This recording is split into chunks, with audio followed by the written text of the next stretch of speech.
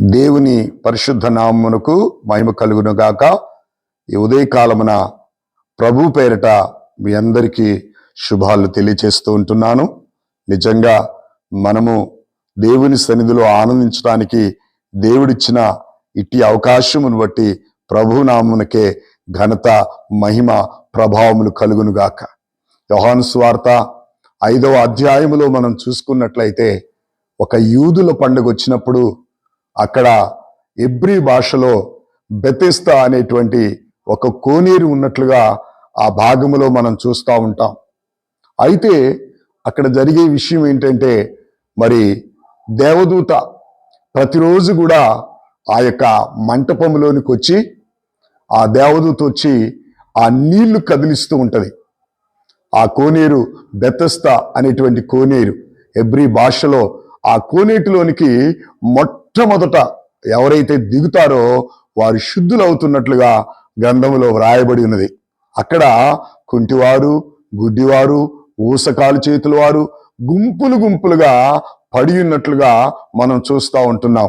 అయితే ఒక విచిత్రమైనటువంటి సంగతి ఏంటంటే, మరి అక్కడ ఒక వ్యక్తి బాగుపడటానికి వచ్చినట్లుగా చూస్తూ ఉన్నాం. ఆ వ్యక్తి 38 ఏళ్ల నుంచి మరి ఆ స్థలములో పడి ఉన్నట్లుగా మనం చూస్తూ ఉంటాం.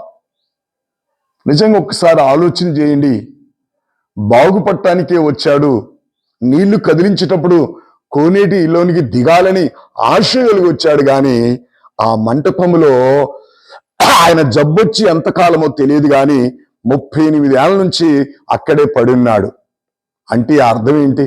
ఒక్కసారి మనం ఆలోచన చేద్దాం, ఒక్కసారి మనం ఊహించుకుందాం, ఒక్కసారి ఆత్మీయంగా ఆలోచన చేద్దాం.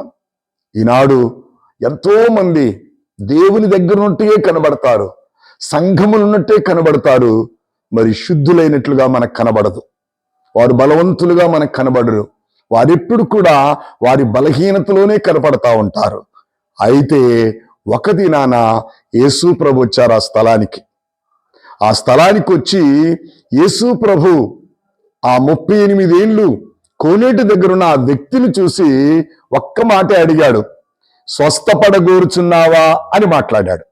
మాట్లాడిన వెంటనే తనేం చెప్పాలంటే, అవునయ్యా స్వస్థపడగోరుచున్నాను అంటే సమస్యే ఉండేది కాదు. చాలా సాకులు చెప్తా ఉన్నాడు. అయ్యా దేవదూత వస్తుంది, కోనేరు నీళ్లు కదిలిస్తా ఉంది, నేను మొదట దిగుదామంటే నాకు చాలా భయంగా ఉంది, నన్ను కోనేటిలోనికి దింపువారు ఎవరు నాకు సహాయకులు లేరంటున్నాడు. ఆ కోనేరు పక్కనే మంచిగా బెడ్ వేసుకొని పడుకున్నాడు. ఆయన ఉద్దేశం ఏంటంటే, ఇలా డొల్లితే కోనేటిలో పడిపోతాడు, శుద్ధుడైతాడు. కానీ ఆయన భయం ఏంటో తెలుసా? ఒకవేళ కోనేరులో పడితే నేను శుద్ధుడిని అవుతానో కానో. చూసారా? సందేహం. అందుకే దేవుని వాక్యం చాలా స్పష్టంగా మాట్లాడుద్ది. సందేహించువాడు గాలికి రేపబడిన సముద్ర తరంగములను పోలియుండును, అట్టి మనుషుడు తన సమస్త మార్గముల యందు అస్థిరుడు గనుక ప్రభు వలన తనకేమైనా దొరుకునని తలంచుకొనరాదు అని చాలా క్లియర్గా ఉంది. అవును, ఈనాడు చాలా మంది దేవునిలో నడుస్తున్నారు, కానీ సందేహముతో నడుస్తున్నారు. పరిపూర్ణమైన విశ్వాసం లేకుండా కోనేటి దగ్గరే ఉన్నాడు, కానీ సాకులు చెప్తా ఉన్నాడు. కోనేటి దగ్గరే ఉన్నాడు, కానీ మరి స్వస్థత లేకుండా ఉన్నాడు. ఎందుకంటే ఆయన అవసరాలు తిరబడతా ఉన్నాయి. కోనేటిలో మంచిగా భోజనం పెడుతున్నారు, తింటున్నాడు, పండుకుంటున్నాడు, తెల్లారిపోతా ఉంది. ప్రభు ఎన్ని చెప్పమల్లే, నేను స్వస్థపడగూర్చున్నానంటే చాలు. అప్పుడు వెంటనే ప్రభు అతనిని చూచి, అతని బలహీనతను చూసి ప్రభు ఒక్క మాట చెప్పాడు, లేచి నీ పరిపెత్తుకొని నడు అన్నాడు. వెంటనే దిగ్గున లేచి తన పరిపెత్తుకొని నడిచినట్లుగా మనం చూస్తూ ఉంటున్నాం. కనుక ఈ ఉదయకాలమున చాలా మందిగా మనం ప్రభు సన్నిధిలోనే కూర్చున్నట్లు కనబడుతున్నాం, ప్రభు సన్నిధిలోనే ఉంటున్నాం, కానీ ప్రభు కొరకు నడవలేకపోతున్నాం, ప్రభు కొరకు జీవించలేకపోతున్నాం, ప్రభు కొరకు ఆరాటము కలిగి ఆయన సన్నిధిలో ముందుకు సాగలేకపోతున్నాం. ఆ వ్యక్తికి మరి వయసు ఎంతో తెలియదు, కానీ ఆ యొక్క అస్వస్థతోనే 38 ఏళ్ళు కోనేటి దగ్గరే ఉన్నాడు.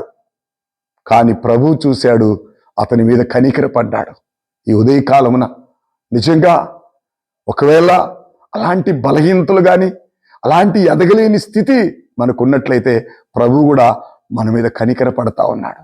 ఈ మాటలు వింటుండగానే ఏ విషయంలో మనం బలహీనులుగా ఉన్నామో, ఏ విషయంలో మనం నిలబడలేకున్నామో, ఏ విషయంలో ప్రభువుకి ముందు అడిగేయలేకపోతున్నామో మన బలహీనతలను పక్కకు పెట్టి ప్రభు వైపు చూస్తూ, దేవుని వాక్యం వైపు చూస్తూ మనం ముందుకు నడవలసినటువంటి అవసరత ఎంతో కనబడతా ఉంది. అందుకే ఆయన ఎబ్బీరి పత్రికలు అంటాడు, యేసు వైపు చూచు.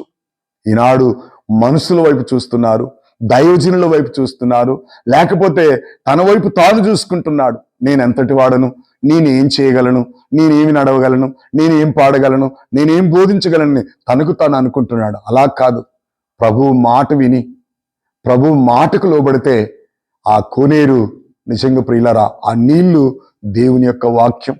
యెరూషలేములో 5 మంటపముల దగ్గర ఆ కోనేరు నిజంగా స్వస్థతకు సాదృశ్యంగా, కోనేరులో నీళ్లు దేవుని వాక్యానికి సాదృశ్యంగా. 38 ఏళ్ల సీనియర్ గాని ఆయన ప్రభు కొరకు నడవలేని స్థితి. కనుక ఈ మాటలు వింటున్నటువంటి సహోదరి సహోదరులారా, మనమందరము కూడా మరి కుంటుబడిన స్థితి నుంచి విడుదల పొంది ప్రభు కొరకు నడిచే కృప దేవుడు మనకు అనుగ్రహించమని ఈ ఉదయకాలమున ప్రభువుని ప్రార్థిద్దాం, ప్రభు సన్నిధిలో ప్రణమిల్లుదాం.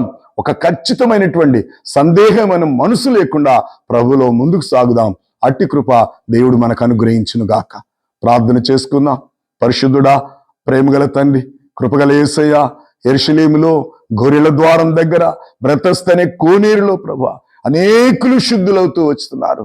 కానీ ఒక వ్యక్తి కోనేరు దగ్గర 38 ఏళ్ల నుంచినైనా అక్కడే ఉంటున్నాడు, కానీ స్వస్థత పొందలేని స్థితిని మేము చూస్తున్నాం. అవును ప్రభు, మా జీవితాలలో కూడా దేవుని సన్నిధిలో ఉన్నట్లుగానే ఉంటున్నాం. శాంతి లేకుండా, సమాధానం లేకుండా, సంతోషము లేకుండా నీ సన్నిధిలో నడవలేని బలహీనుడుగా కనబడతా ఉన్నాం. మీరే వచ్చి మమ్మల్ని పురికొల్పుతున్నందుకు నీకు వందనాలు చెల్లిస్తున్నాం. కనుక నాయన, ఈ ఉదయకాలమున మీరు మాట్లాడిన మాటలు ప్రభా, మా ప్రతి బలహీనతను బంధించి నీ నామ ఘనత కొరకు మేము లేచి నిలబడి నీ కొరకు జీవించినట్లు ఈ ఉదయకాలమున నీ కృప మాకు అనుగ్రహించమని యేసుక్రీస్తు నామములో అడిగి వేడుకొనుచున్నాను తండ్రి. ఆమేన్.